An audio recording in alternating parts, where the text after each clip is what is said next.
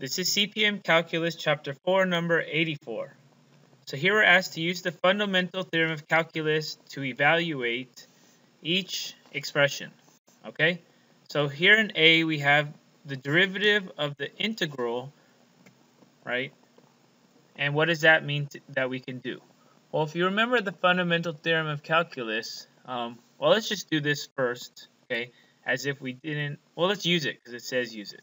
So the Fundamental Theorem of Calculus basically tells us that we're able to go from the derivative, like it says dx, from if we have the integral from a to x of f of t dt is equal to f of x, right?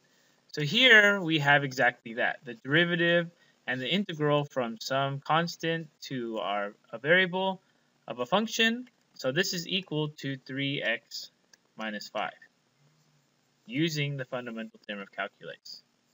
That's this over here.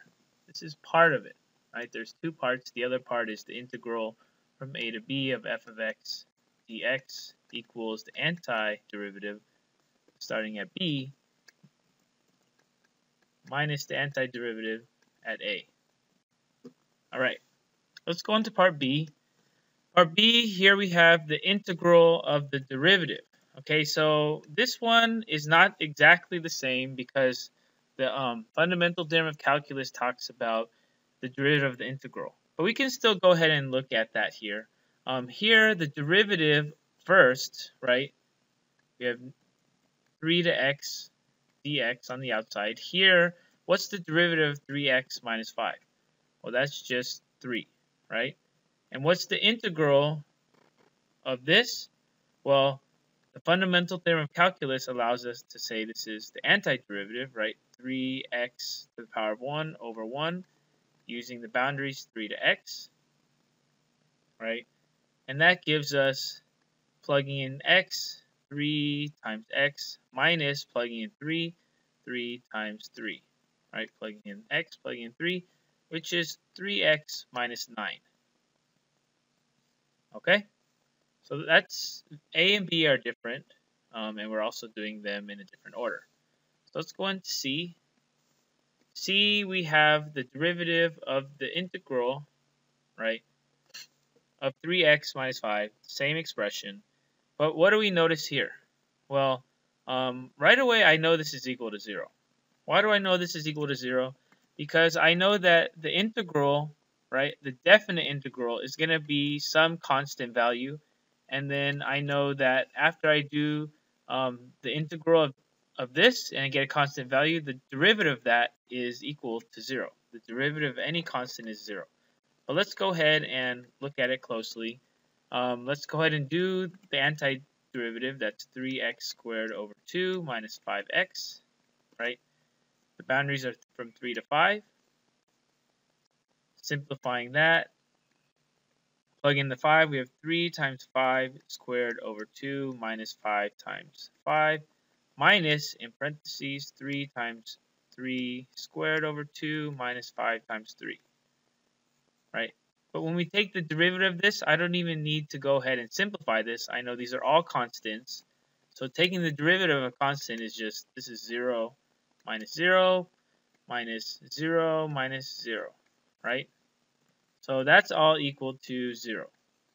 And that's showing a little more work to see that work through. Let's go into part D. Part D, we have the integral of the derivative, right? And what's different here is, let's go ahead and do the derivative first. So we have the integral on the outside. Let's compute the derivative first. That's just 3. But now we don't, it's an indefinite integral. We don't have the boundaries. So that's 3x, the antiderivative, right, to the power of 1 over 1 plus c. That's the important part because we have an indefinite integral. All right. Part E. Part E, here we have the derivative of the integral of cosine x squared dx, right? And here is the lovely case where we do not have boundaries, so it's an indefinite integral, but then we're going to take the derivative, right? So here, the derivative, this is going to be something plus c, but the derivative of that constant is going to basically be 0, right? Because the derivative of some constant is equal to 0, whatever constant it is. Okay? So this we know is d dx of f of x, the big F of x plus c, right? Well, the big F is just the antiderivative of cosine of x squared. And what's the derivative of the antiderivative, right? The derivative of the antiderivative is the original function, f of x. And the derivative of c is plus 0. And what is the function? The function is just cosine of x squared. Okay? There we go. That's the answer for part E. And our last section is part F. We have the definite integral, right? The definite integral of the derivative of our function, right? The definite integral, we have boundaries. So the derivative is just going to get us, we could take the derivative of this, but actually we can't. We don't know how to do it yet. We will eventually, but right now we don't. But luckily we don't need to, because this is just going to take the derivative. So let's just say if f of x is equal to cosine of x squared, right? What we're going to do is, just like in the previous one, right? Let's first do the derivative. This is just going to be the integral now f prime of x. Okay, whatever it is, we will be able to calculate it later, right? Now when we take the integral, this is just going to be f of x, the antiderivative, but the antiderivative of the derivative is just f of x, right? From 1 to 4, which is just f of 4 minus f of 1, which is, what's our function? Cosine of x squared, so that's cosine of 4 squared minus cosine of 1 squared. Okay, that's just cosine of 16 minus cosine of 1. And you can leave your answer like this, or you can plug it in your calculator. Let's go ahead and do that.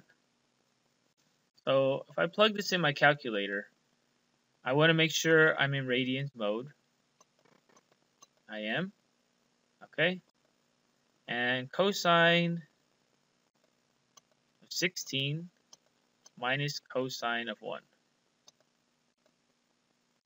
Again, I can leave my answer like this if I want. If I do that, just going to leave it. So let's approximate it. And I get approximately negative 1.49796 units squared.